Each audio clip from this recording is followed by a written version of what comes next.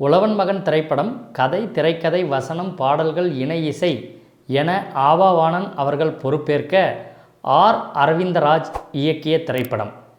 இப்படம் ராவுத்தர் ஃபிலிம்ஸ் ஆசே இப்ராஹிம் ராவுத்தர் தயாரிப்பில் மனோஜ் கியான் இசையில் 21 அக்டோபர் 1987 அன்று வெளியானது. இதில் கேப்டன் திரு விஜயகாந்த் அவர்கள் சின்னத்துரை மற்றும் சிவா என இரு வேடங்களில் அண்ணன் மற்றும் தம்பியாக நடித்திருந்தார். இவருடன் Radhika, Radharavi, M N. Nambiar, Malaysia Vasudevan, S S. Chandran, Senthil, Pandaribai, Kovai Sarala ஆகியோர் நடித்திருந்தனர். இப்படத்தில் கதைப்படி ஆரம்பத்திலும் இறுதியிலும் ஒரு ரேக்லா பந்தயம் நடக்கும். உழவன் மகன் படம் வந்த காலகட்டங்களில் நம்மூரில் இருந்த டெக்னிக்கல் ஃபெசிலிட்டிஸை வச்சு இந்த உழவன் மகன் படத்துக்காக எடுக்கப்பட்ட அந்த ரேக்லா சண்டை காட்சிகள் மிகவும் அற்புதமாக அமைந்திருந்தது. அப்போது இந்த சண்டை காட்சிகளை பெரிய திரைகளில் பார்க்க பிரமிப்பாக இருந்தது. இன்றும் உழவன் மகன் என்றால் அந்த ரேக்லா ரேஸ் ஃபைட் சீக்வன்ஸ் பற்றி பேசுவாங்க. இந்த பிரம்மாண்டமான ரேக்லா ரேஸ் உழவன் மகன் படத்திற்காக எடுக்கப்பட்ட அந்த இடம் பருவாய் என்ற ஒரு கிராமம். இது திருப்பூர் மாவட்டத்தில் உள்ளது. பருவாய் என்பது திருப்பூர் மாவட்டத்தை சேர்ந்ததுதான். எனினும் கோயம்புத்தூர் மாவட்டத்தில் உள்ள சூலூருக்கு மிக அருகில் உள்ளது. சூலூரிலிருந்து 10 கிலோமீட்டர் தொலைவில் உள்ளது இந்த பருவாய். பருவாய் கிராமத்தில் உள்ள இந்த பல ஏக்கர் கணக்கான பரப்பளவு கொண்ட இந்த இடம்தான் உழவன் மகன் படத்தில் நீங்கள் பார்க்கும் ரேக்லா ரேஸ் எடுக்கப்பட்ட இடம். படப்பிடிப்பு நடந்த சமயத்தில் இந்த மொத்த நிலமும் ஒரு குடும்பத்தின் கட்டுப்பாட்டிலும் அவர்களின் குலதெய்வ கோயிலின் கட்டுப்பாட்டிலும் இருந்தது. நிலம் பிரிக்கப்படாமல் இருந்தது. எனவே மொத்தமாக ஒரு மிகப்பெரிய மைதானமாக தயார் செய்து இவ்வளவு பெரிய இடத்தில் எடுக்கப்பட்டது தான் உழவன் மகன் படத்தில் வரும் ரேக்லா ரேஸ். இந்த இடத்தின் எல்லை பகுதிகள் இன்னும் பெரியது. இப்பொழுது சுற்றி மில்லு, வீடு என ஊர் பெருகி நிலம் பரப்பளவு சுருங்கியதோடு அல்லாமல் கோயில் கட்டுப்பாட்டில் இருந்த நிலமானது பிரித்து கொடுக்கப்பட்டு பலருக்கு விற்பனை செய்யப்பட்டு நிலத்திற்கு உள்பகுதியும் நிறைய வீடுகள் உருவாகி கொண்டிருப்பதை காண முடிகிறது. இன்னும் சில வருடங்களில் இந்த உழவன் மகன் ரேக்லா ரேஸ் நடந்த இடம் முழுவதுமாக வீடுகள் நிரம்பிவிடும் என்பது கண்கூடாக தெரிகிறது. கிளைமேக்ஸில் வரும் ரேக்லா ரேஸ் சண்டை காட்சி இரு வேடங்களில் கேப்டன் ரேக்லா ரேஸில் பங்கு பெறுவார். இங்கு பருவாயில் உள்ள இந்த மைதானம் போன்ற இடத்துல தான் உழவன் மகன் படத்தில் வரக்கூடிய ஆரம்பம் மற்றும் இறுதியில் வரக்கூடிய இரு பிரம்மாண்ட ரேக்லா பந்தய காட்சிகளும் முழுமையாக எடுக்கப்பட்டது. அடுத்து நாம் பார்க்க போவது உழவன் மகன் படத்தில் வரக்கூடிய ஓப்பனிங் சாங். முதல் பாடல் பொன்னெல் ஏரி கரையோரம் என்ற பாடல். படத்தில் கிராமத்தில் விஜயகாந்த் அண்ணன் சின்னத்துரையாக மாட்டு வண்டியில் அறுவடை முடிந்த பின் மகிழ்ச்சியுடன் பாடி வருவதாக வரும் பாடல் எடுக்கப்பட்ட இடம் இந்த இடம்தான். இந்த இடம் ஈரோடு மாவட்டத்தில் கோபிசெட்டிப்பாளையம் அருகில் உள்ள கருங்கரடு முருகன் கோயிலுக்கு மிக அருகில் உள்ளது. இந்த பனை வழி அதிகமான படங்களில் நாம் பார்த்திருப்போம். எனினும் இப்பாடலில் பெரும்பான்மையாக இந்த பனைவழி பாதையை பயன்படுத்தி இப்பாடலை காட்சிப்படுத்தி இருப்பாங்க. பாடலின் நடுவில் சிறிது அளவு கருங்கரடு முருகன் கோயிலிலும் காட்சிகள் எடுத்திருந்தாலும் அருகில் இருக்கும் இன்னொரு இருபுறமும் மரங்கள் கொண்ட பாதையை பயன்படுத்தி இருந்தாலும் பாட்டின் பெரும்பகுதி இங்குதான் எடுத்திருப்பாங்க.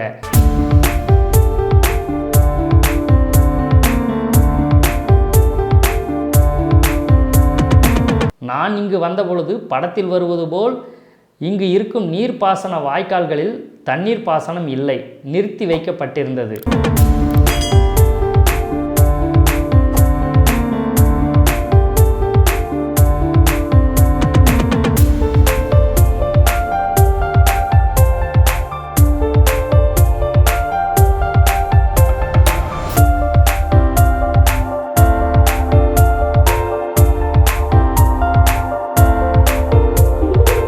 இந்த பனைவழிக்கு அருகில் இருக்கும் வயலில் சில காட்சிகள் எடுக்கப்பட்டன.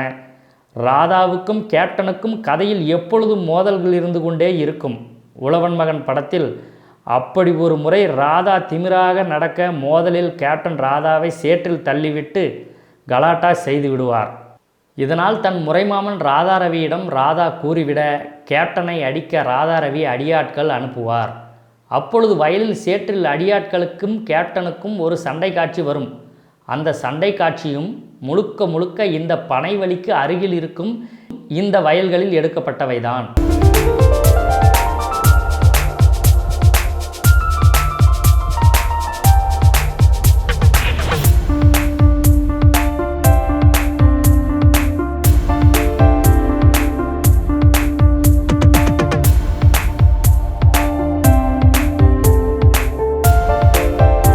இதுக்கு அடுத்து உழவன் மகன் படத்தில் கேப்டனுக்கும் ராதிகாவுக்குமான காதல் காட்சிகள் இந்த பனைவெளிக்கு மிக அருகில் இருக்கும் கருங்கரடு முருகன் கோயிலில் எடுத்திருப்பாங்க.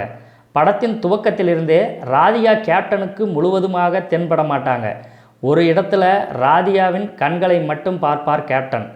ஒரு இடத்துல சூழ்நிலையால் ராதிகாவின் கொலுசு மாட்டிய கால்கள் சத்தத்துடன் ஓடும்போது அந்த கால்களை மட்டும் பார்ப்பார் கேப்டன்.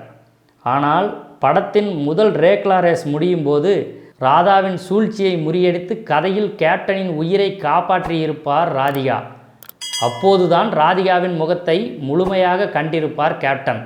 அதன் பின் இக்கோயிலில் சந்திக்கும் போது கேப்டன் ராதிகாவிடம் தான் அந்த கண்களை மட்டும் பார்த்தேன் இல்லையா, அந்த கொலுசு மாட்டிய அந்த கால்களை மட்டும் பார்த்தேன் இல்லையா, அந்த பொண்ணை தான் நான் விரும்புகிறேன் என்று ராதிகாவிடம் கேப்டன் கூறுவார்.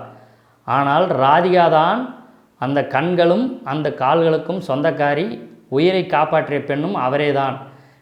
எனவே எல்லாமே நான் தான் அப்படின்னு சொல்லி கேப்டனுக்கு புரிய வைக்க ராதிகா முயற்சி செய்வாங்க. கேப்டனுக்கும் தெரியும் அந்த கண்களை மட்டும் பார்த்த பெண்ணும் சரி, அந்த கொலுசு மாட்டின கால்களுக்கு உண்டான பெண்ணும் சரி, நம்மளை உயிரை காப்பாற்றின இந்த ராதிகாவும் சரி, எல்லாமே ஒன்று தான்னு கேப்டனுக்கும் தெரியும். இருந்தாலும் கேப்டன் ஒன்றும் தெரியாத மாதிரி ராதிகாவிடம் நாடகம் ஆடுவார், விளையாடுவார்.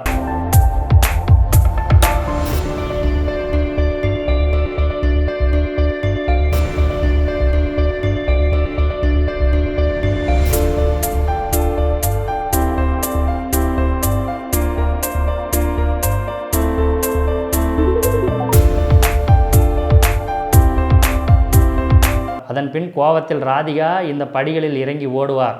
உடனே செம்மறியாடே என்ற ஒரு பாடல் துவங்கும். இந்த காட்சி முழுவதும் இங்கே எடுக்கப்பட்டது. இந்த படிகளுக்கு இடதுபுறமாக இருக்கும் இந்த திண்ணை, பிள்ளையார் கோயில் மரத்தை சுற்றியிருக்கும் திண்ணையில் இந்த இடத்தில் அமர்ந்து பேசுவதாகவும் ஒரு காட்சி இந்த கருங்கரடு முருகன் கோயிலில் எடுத்திருப்பாங்க. கேப்டன் மற்றும் ராதிகா ஆகிய இருவரும் இந்த திண்ணையில் அமர்ந்து பேசிக்கொண்டிருப்பது போல் ஒரு காட்சியை எடுத்திருப்பாங்க இந்த கருங்கரடு முருகன் கோயிலில். கேப்டன் எனும் மாபெரும் கலைஞன் இன்று நம்முடன் இல்லாமல் போகலாம். ஆனால் அவர் நடித்த படங்களின் மூலம் ரசிகர்களின் நெஞ்சில் என்றும் வாழ்கிறார். செய்த நற்செயல்களின் மூலம் மக்கள் மனதில் வாழ்கிறார். நன்றி, வணக்கம்.